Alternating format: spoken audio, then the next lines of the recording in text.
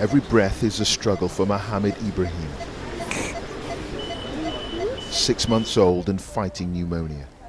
He's terribly weak and malnourished. He has just a 50-50 chance of seeing out another day. A sense of sorrow hangs heavy in the air in this clinic in Bangladesh. 80% of the patients are Rohingya Muslim refugees, and many are malnourished children, the weakest of the weak. The mother of 18-month-old Mostakima summed up the nightmare of so many Rohingya women.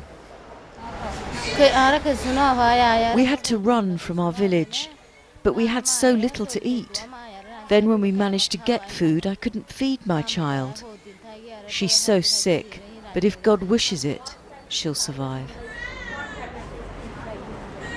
Working with the local staff here is Ian Cross, a former GP from Leicester.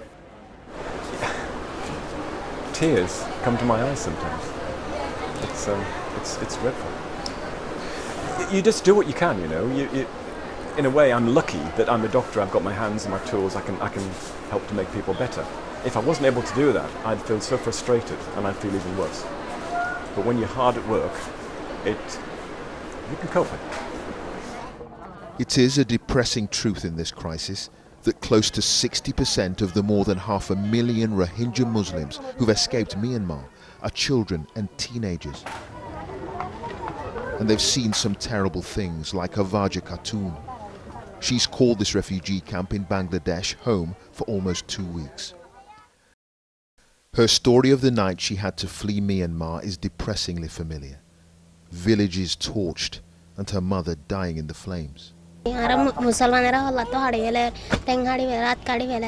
killing all the Muslims, she told me, slaughtering innocent Rohingyas. We've always been treated as lesser people in our own land. Now they want to finish us off. But dangers lurk in exile too. Young women like Havaja are vulnerable.